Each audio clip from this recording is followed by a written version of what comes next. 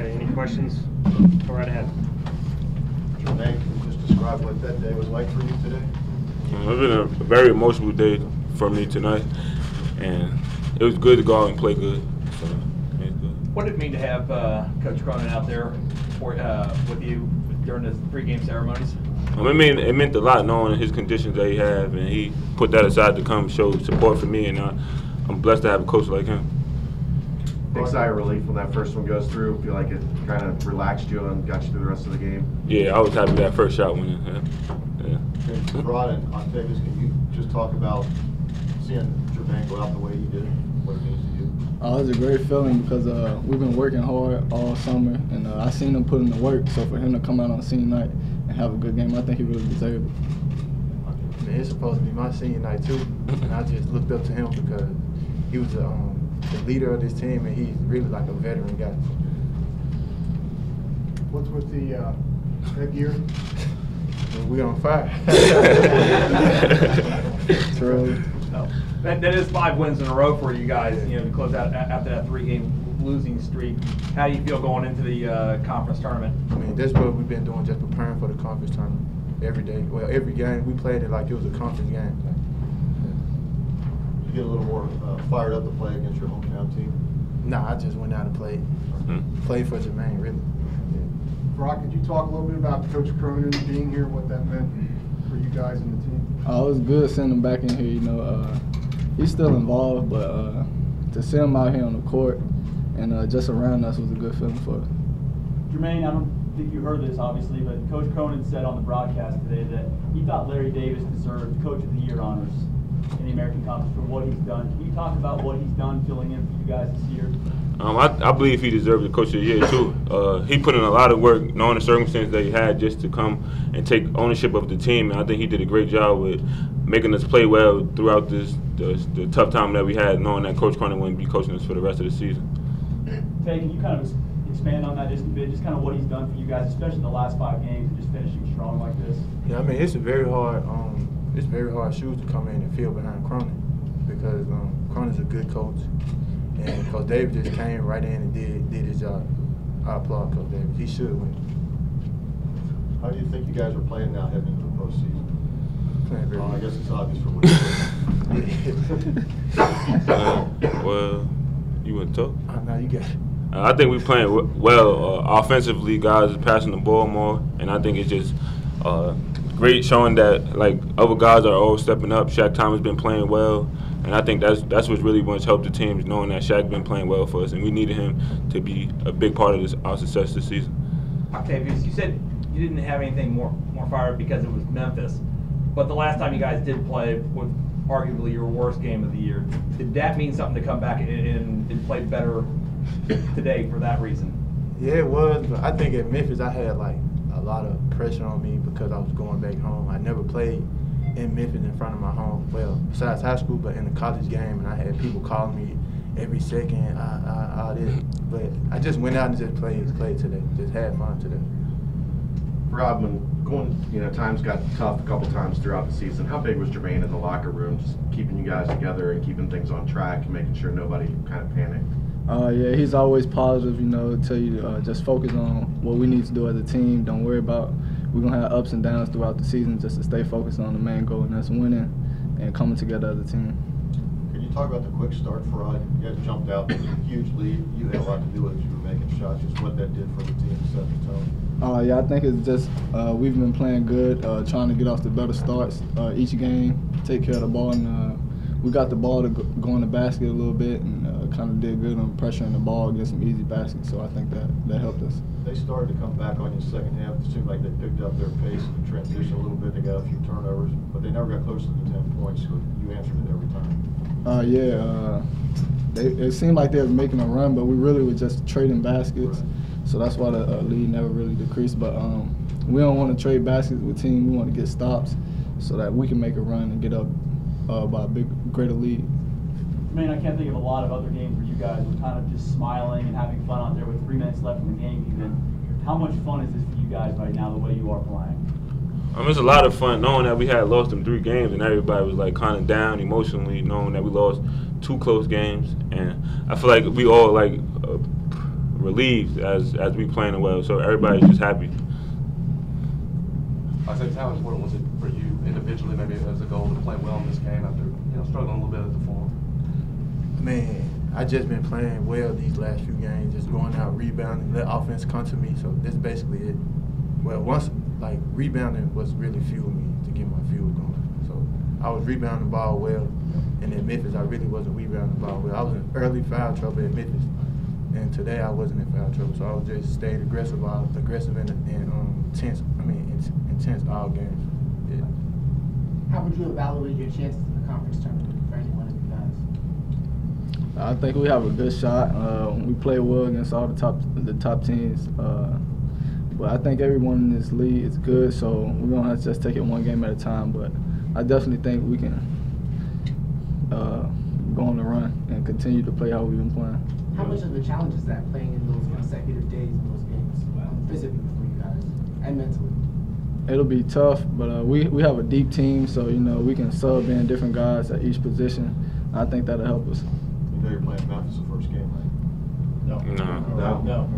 UConn or USF? Likely UConn. Oh. Either UConn or Sorry about that. Yeah. Or USF. Negate that question. Anything else? Jermaine, this might be a dumb question, but goals heading into the conference tournament. I mean, I know it's kind of like leading up to the NCAA tournament, but what do you guys hope to accomplish over this next week?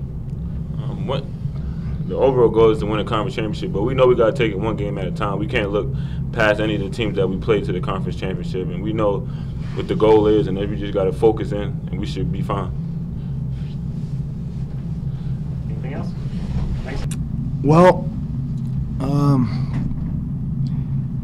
in my mind, 5 pressure games in a row. We had to win all 5, 1-game brackets, and we accomplished it. Now we're right back in the same situation again. 1-game brackets to advance. It's, in the conference tournament, and then if we're fortunate enough to be named in this field of 65 or whatever it is now, 68. Okay, then 1-game brackets. I told our guys we've had a lot of training in the last month for the pressure of that, and hopefully that'll work out in our favor and be a positive. We're going to have to work a lot in the next 2 practices versus press. We were horrific against the press today. But other than that, I thought we came out of the gate, played well defensively and offensively right out of the gate, which would set the tone for the game. Second half, we were a little sloppy defensively and obviously a little bit sloppy with the turnovers against the press. But, I know this. We haven't worked a ton on it. Once we work on it, we'll be fine against the press. We've got good guards, guys who know what to do. Once we get them right position and get them thinking right, we'll be fine. Won the rebounding war, which was huge, and 4 guys in double figures and Kevin at 9. Again, if our team can keep doing that, we're going to beat a lot of people because we can defend you. What's going through your mind when Jermaine knocks down that first shot? I couldn't be happier for a guy. I mean, it couldn't be storybook better than for him to come in and play as well as he played. And he was so disappointed after both the Tulane and the Tulsa game. He was coming to the bench. He was upset because in the Tulsa game he missed a couple wide open ones, and he had Kevin Johnson and a couple of the other guys grabbed him around and said, "Shoot it, don't worry about it. We believe in you. Don't worry about it." And I told him, I said, "Jermaine, it's going to break." I said, "When we need you the most, it's going to break." And tonight, they were playing a little triangle 2 to start with, and he banged in a couple, and so much for that. What did it mean to you and the team to see Mick back on the court today? It was awesome. It was awesome to have him back in here, and I know he'd be here for senior day and for Jermaine, and the fans gave him good reception, which was awesome. And again, I'm just driving the car temporarily, so I can't wait till he gets his results back from his test and they're positive, and he can, he gets cleared. That'll be awesome. And I've said this before. I don't want to let Mick down. I don't want to let the university down, and I don't want to let our kids down. And for him to be here on senior day, that was very nice for all of us. Very nice for all of us. Meant a lot. Did you allow him to come in the locker room and say anything before the game? He chose not to. He chose not to. And I've said this before, guys. He's been unbelievable in terms of, encouragement to me and telling, and like I said, we think alike. It's funny, after the games we start talking, and everything I've written down, he's written down. It's almost word for word. But, this could have been an even more difficult situation. And Coach told me early on, look, they got to hear your voice. You got to be you. I know, I'll help you all I can.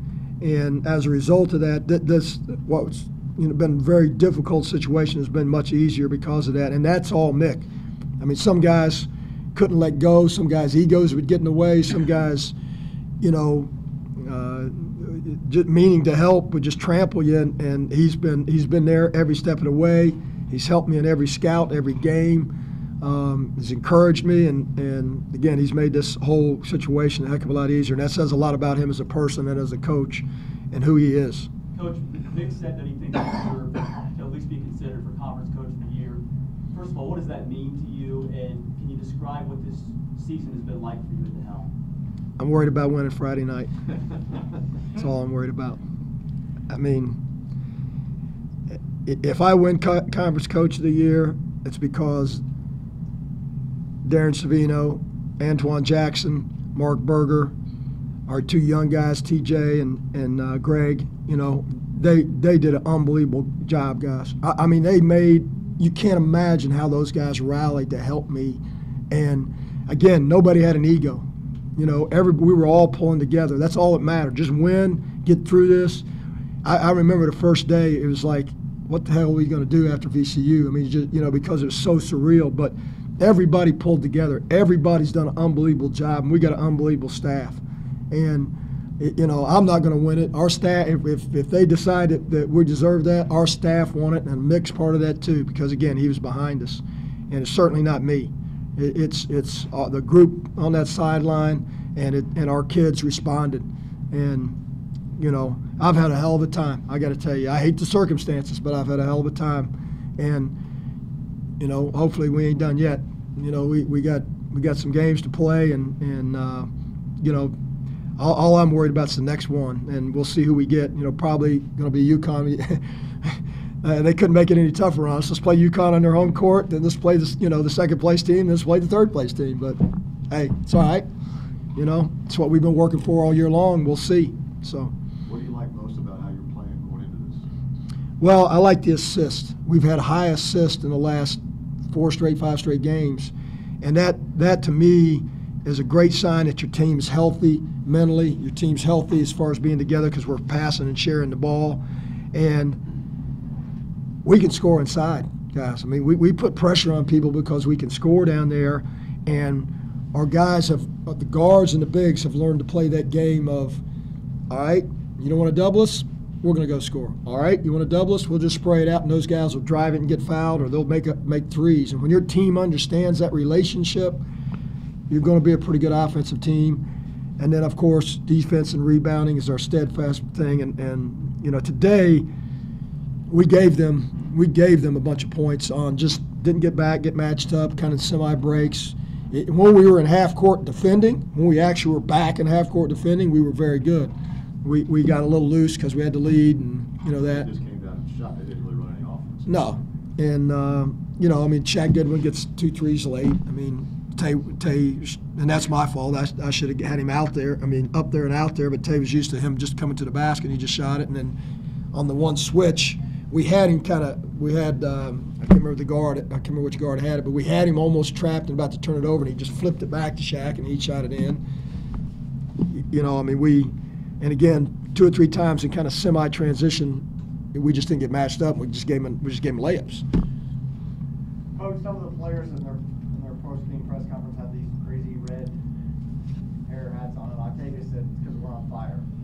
How important is it for those guys to have that fire, that confidence heading into tournament season? It's everything.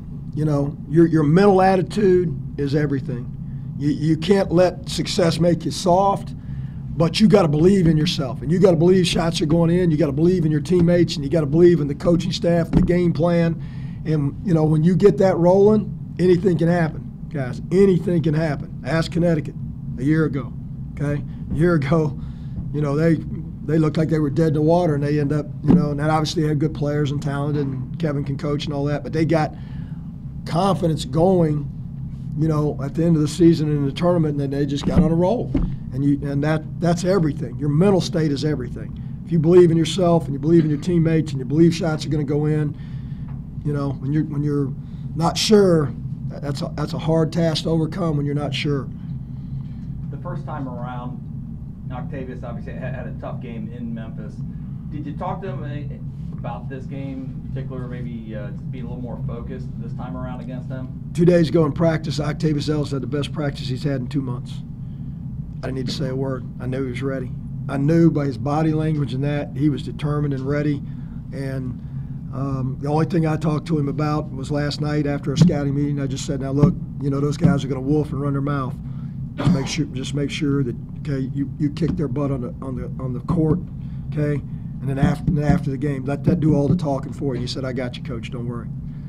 That's the only thing I had to say to him. I knew he was going to be ready this game. He was disappointed in his play, and obviously being from Memphis, he wanted to beat them bad. He knows a lot of those guys, so you know that was his play today, and his mental attitude and focus was tremendous for our team. Jermaine Sanders, I mean, just go down the line, you know. But they weren't going to be denied today. I felt good going. I was kind of. I'm always really nervous, you know. And going into this game, I'm thinking to myself, I'm not as nervous. There's something wrong. But I just felt like they were going to play today. And they came out of the gate, obviously, and set the tone early.